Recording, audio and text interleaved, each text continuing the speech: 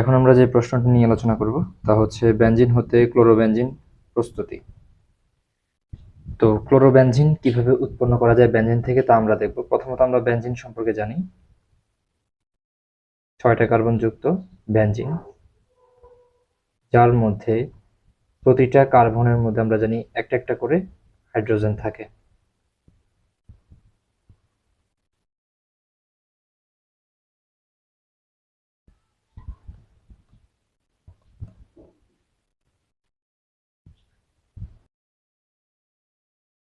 তো সেই ক্ষেত্রে আমরা যখন ক্লোরোবেনজিন তৈরি করব, ক্লোরোবেনজিনের সংকেতটা হবে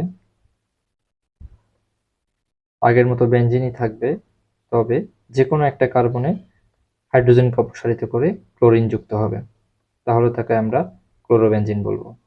ধরে নিলাম আমাদের এই জায়গার এই কার্বনটাকে অপসারিত করে আমরা এই জায়গায় কাকে আনবো, ক্লোরিনকে আনবো, তাহলে তা হয়ে যাবে আমাদের ক্লোরোবেনজিন প্রস্তুত। তাহলে ক্লোরোবেনজিন প্রস্তুত করার জন্য আমরা কি করতে পারি? প্রথমত আমরা একটা বেনজিন নিব। বেনজিনের সাথে আমরা 25°C তাপমাত্রায় হ্যালোজেন বাহক, হ্যালোজেন বাহক কাদেরকে বলে? হ্যালোজেন বাহক হচ্ছে তারাই যারা হ্যালোজেনকে যুক্ত করতে পারে যে কোনো একটা কম্পাউন্ডের সাথে। তো সেক্ষেত্রে এটা বেনজিনের সাথে যুক্ত করবে। তো সেক্ষেত্রে হ্যালোজেন বাহক যেমন হতে পারে শুষ্ক ফেরিক ক্লোরাইড, শুষ্ক ফেরিক ক্লোরাইড, অথবা আমরা নিতে পারি অ্যালুমিনিয়াম ক্লোরাইড। তো যে কোনো একটা নিব যার সাহায্যে আমরা বেনজিনের সাথে ক্লোরিনকে যুক্ত করতে পারবো। তো 25°C তাপমাত্রা, অবশ্যই 25°C তাপমাত্রা লাগবে। 25°C তাপমাত্রায় হ্যালোজেন বাহক যেমন শুষ্ক ফেরিক ক্লোরাইড বা অ্যালুমিনিয়াম ক্লোরাইডের উপস্থিতিতে ক্লোরিন বেনজিনের সাথে বিক্রিয়া করে ক্লোরোবেনজিন উৎপন্ন করবে। তো একই রকম আমরা যতগুলো হ্যালোজেন আছে তাকে যুক্ত করতে পারবো। যদি আমি ক্লোরিনের পরিবর্তে ব্রোমিন যুক্ত করতে চাই, তাহলে একই রকম বিক্রিয়াটাই হবে। 25°C তাপমাত্রা হবে এবং হ্যালোজেন বাহক হিসেবে থাকবে ফেরিক ক্লোরাইড অথবা আমরা অ্যালুমিনিয়াম ক্লোরাইড নিব। তো সেক্ষেত্রে ক্লোরিন অথবা ব্রোমিন অথবা আয়োডিন যে কোনোটাই আমরা হাইড্রোজেনকে অপসারণ করে বেনজিনের সাথে যুক্ত করতে পারবো। তো সেক্ষেত্রে ওই যৌগটার নাম হয়ে যাবে ক্লোরিন যুক্ত হলে ক্লোরোবেনজিন। তো লাস্ট আমরা বিক্রিয়াটা দেখে ফেলি কিভাবে হবে। প্রথমত বেনজিন নিব, বেনজিনের সাথে আমরা ক্লোরিনকে যুক্ত করব। তো প্রভাবক হিসেবে থাকবে হচ্ছে শুষ্ক ফেরিক ক্লোরাইড অথবা আমরা নিতে পারি অ্যালুমিনিয়াম ক্লোরাইড। তো এই বিক্রিয়াটার নাম হচ্ছে, আলাদাভাবে যদি বলি, এই বিক্রিয়াটার নাম হচ্ছে ক্লোরিনেশন। ক্লোরিনেশন। তো এখানে যে হাইড্রোজেনটা ছিল ভিতরে, আমি একটু আগে দেখিয়েছি, যে হাইড্রোজেনটা ছিল তার মধ্যে আমাদের যে ক্লোরিনটা যে মাত্র দিলাম, ওই ক্লোরিনটা এখানে এসে এই হাইড্রোজেনকে অপসারিত করে ক্লোরিনটা যুক্ত হবে। এর পাশাপাশি এখানে যেহেতু দুইটা ক্লোরিন আছে অণুর মধ্যে, একটা ক্লোরিন যুক্ত হবে আর একটা ক্লোরিন যে হাইড্রোজেনটা বের হয়েছিল অপসারিত হয়েছিল তার সাথে যুক্ত হয়ে হাইড্রোক্লোরিক অ্যাসিডটা উৎপন্ন করবে। তো সেই ক্ষেত্রে আমাদের লাস্ট পর্যন্ত আমরা প্রোডাক্ট হিসেবে পাবো ক্লোরিন প্লাস হাইড্রোক্লোরিক অ্যাসিড। তো এটাই হচ্ছে আমাদের ক্লোরোবেনজিন এবং এই বিক্রিয়াটার নাম হচ্ছে ক্লোরিনেশন। তো তাহলে আমরা আশা করি বুঝতে পারছি কিভাবে বেনজিন হতে ক্লোরোবেনজিন প্রস্তুত করা যায়। এটা খুবই গুরুত্বপূর্ণ একটা বিক্রিয়া।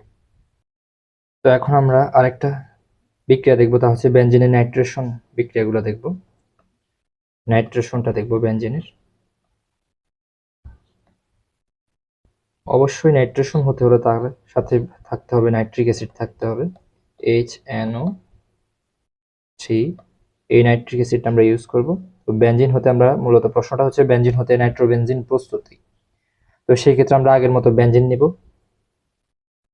প্রতিটা কার্বনে একটা একটা করে হাইড্রোজেন আছে। তো বেনজিনকে আমরা গাঢ় নাইট্রিক অ্যাসিডকে আমরা HNO3 বলছি। তো এটাকে আমি যদি একটু সাজায় লিখি সেক্ষেত্রে বলতে পারি যে গাঢ়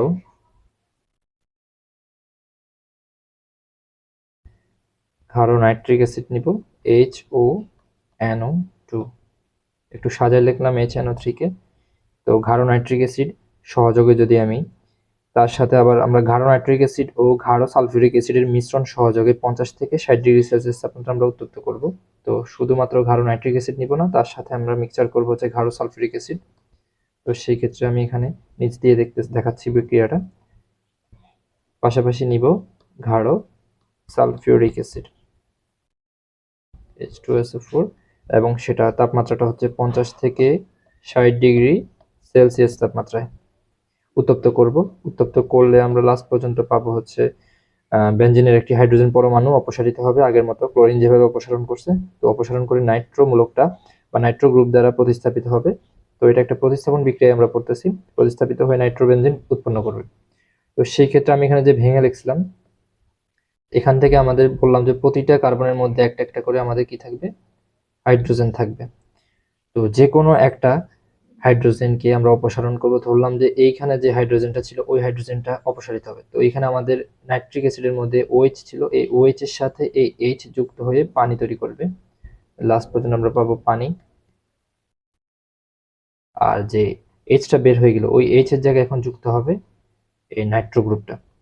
তো সেই ক্ষেত্রে আমরা লাস্ট পর্যন্ত আলটিমেটলি পাবো বেনজিন রিংটা থাকবে আগের মতো এবং এইখানে আমাদের নাইট্রো গ্রুপটা যুক্ত হয়ে যাবে। তাহলে এটার নামই হয়ে যাবে আমাদের নাইট্রোবেনজিন। আগেরটা যেরকম ক্লোরোবেনজিন হয়েছিল, এটার নাম হয়ে যাবে নাইট্রোবেনজিন।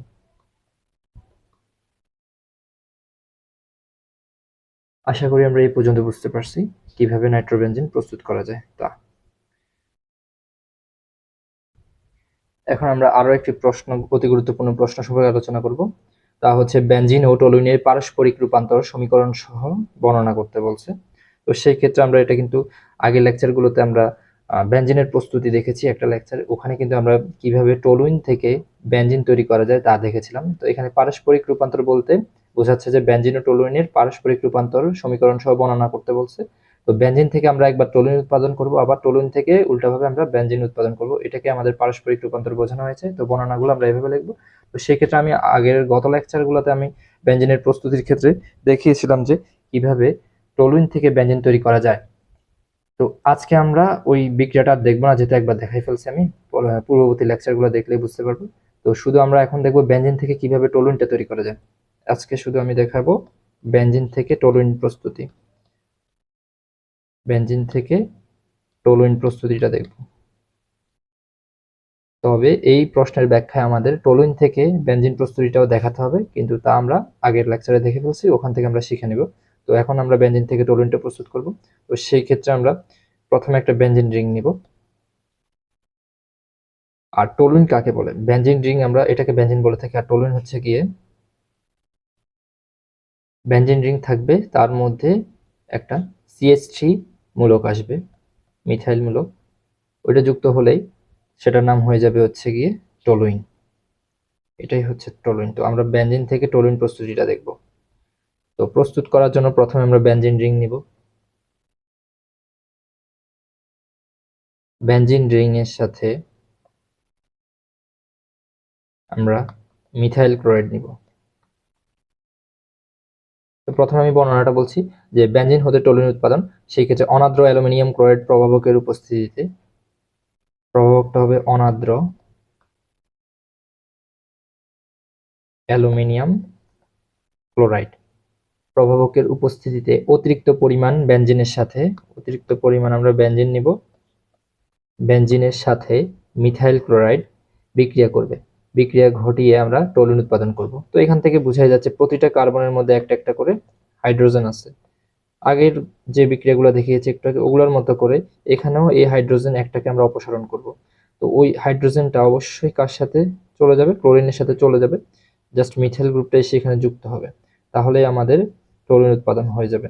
তো উৎপাদটা আমি এই পাশে দেখাচ্ছি, এখানে আমাদের হাইড্রোজেনটা অপসারিত হয়ে গেছে এবং এখানে এসে টলুইনটা যুক্ত হয়ে গেছে। আর হাইড্রোজেনটা কোথায় যাবে? অবশ্যই হাইড্রোজেনটা এখান থেকে, হাইড্রোজেনটা হাইড্রোক্লোরিক অ্যাসিড পরিণত হবে ক্লোরিনের সাথে বিক্রিয়া করে। তো আমরা লাস্ট পর্যন্ত আমাদের যে কাঙ্ক্ষিত টলুইন উৎপাদন সেটা পেয়ে গেছি, টলুইনটা পেয়ে গেছি। আর কিভাবে বেনজিন থেকে টলুইন উৎপাদন করতে হয় তা আমরা বুঝলাম, এবং টলুইন থেকে বেনজিন কিভাবে উৎপাদন করতে হয় সেটা আমরা পূর্ববর্তী লেকচারগুলোতে দেখেছি, যে ব্যঞ্জন প্রস্তুতির যে একটা লেকচার আছে ওইটা দেখলে আশা করি আমরা বুঝতে পারবো কিভাবে প্রস্তুত করতে হয়। তো আমরা আজকে এই 3টা প্রশ্ন নিয়ে আলোচনা করলাম। তো আশা করি আমরা এগুলা আসলে পরীক্ষায় লিখতে পারবো।